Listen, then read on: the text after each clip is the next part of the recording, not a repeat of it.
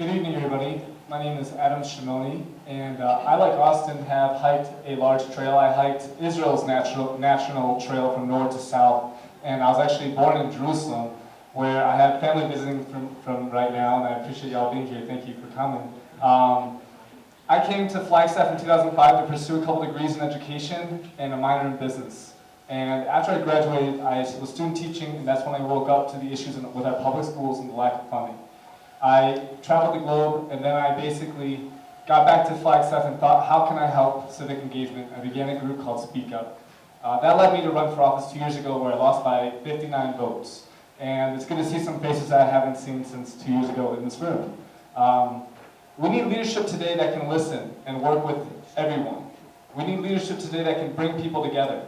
There's too often times in Flagstaff alone where we're being divided as a community.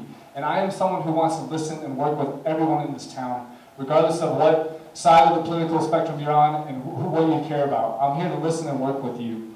I have compassion for our small businesses, and I understand that the last couple of years have been extremely difficult. I have a small business myself, and I love our small businesses in Flag. I look forward to working with you guys and seeing what we can do to make things work. Check out my platform. Affordable housing, water conservation, economic development, and transparency is extremely important to me. We're live streaming this on Facebook, so please share this on our Facebook page, and let's promote civic engagement in Flagstaff. Folks, like I said, I know that the past couple years have been very difficult, and those of you who were involved in the 2016 election cycle knew that I was a big advocate for 414, which is raising the minimum wage. I remember back then a lot of folks saying, hey, we can't see our businesses stay open if this were to pass. Well, it has passed, and so has the state. We've gotten to this point so far, and a lot of our businesses are thriving. Our sales tax has gone up from 2016 to 2017 through the city by 5%, and between then and July, we're up 8%. So we're growing as a community. We're seeing businesses open. We're seeing new branches expand in our town, and I'm voting no on 418. I was a part of Elevate Flagstaff in its early days, if folks remember what Elevate was, and I helped try to negotiate what the heck we're going to do with a compounding effect between 206 and 414.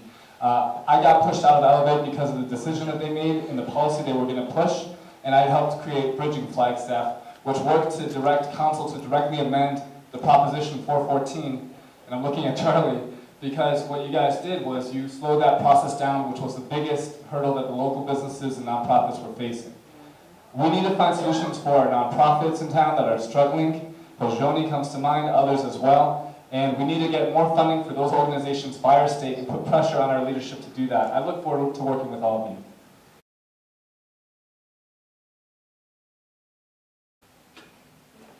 of you.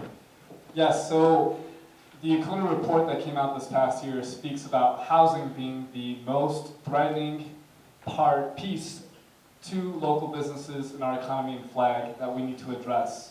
And there seems to be consensus around this. So housing is something that is my #1 issue on my platform and what I look forward to addressing.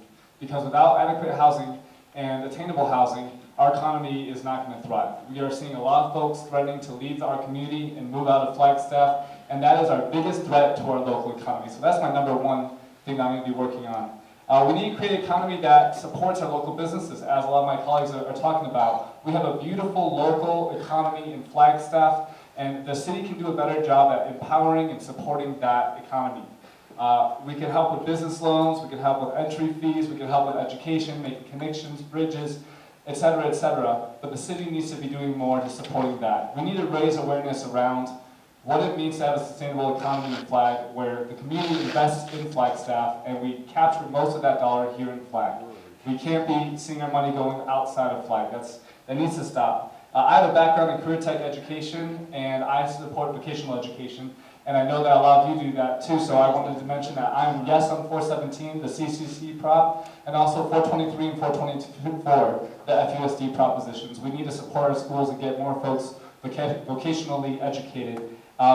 STEM, tech, I support both of those, absolutely moving forward in our economy, and citywide high-speed internet. Thank you. I'll give you 30 seconds. I think we can all agree that housing is our #1 issue in Flag.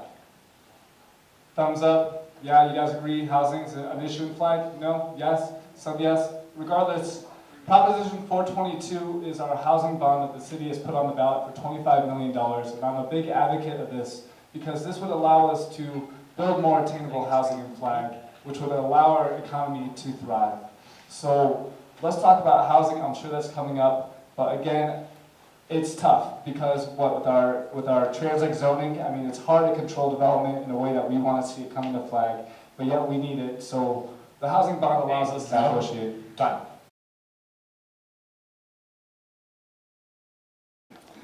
So NAU is something that I've been working on since I got involved politically. So in 2012, the first major housing development came to Flag and was looking to displace 56 families, and that's when I first got involved in opposing inappropriate student-focused housing in Flagstaff. I think that our relationship with NAU currently is weak.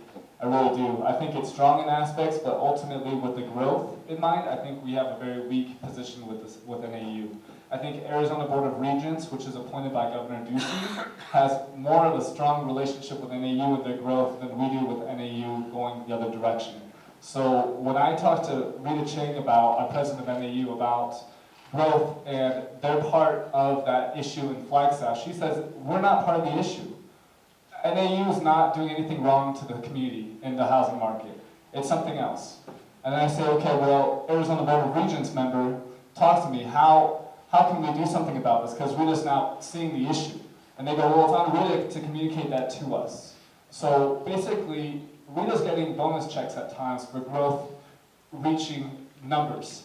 And so I'm planning on having extremely close relationships with the Board of Regents, Rita, and NAU in general, and also the Governor Ducey, so that we can keep them in check and make sure that they're developing in a way that is appropriate with a plan with Flagstaff and the City Council. And I plan to work on that. Otherwise, I look forward to continuing to engage NAU as they are so beautifully engaging in our community all the time. Shoot, I'm losing time and I lost my place.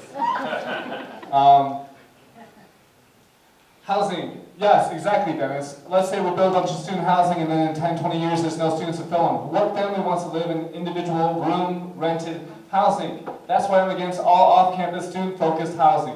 A. B.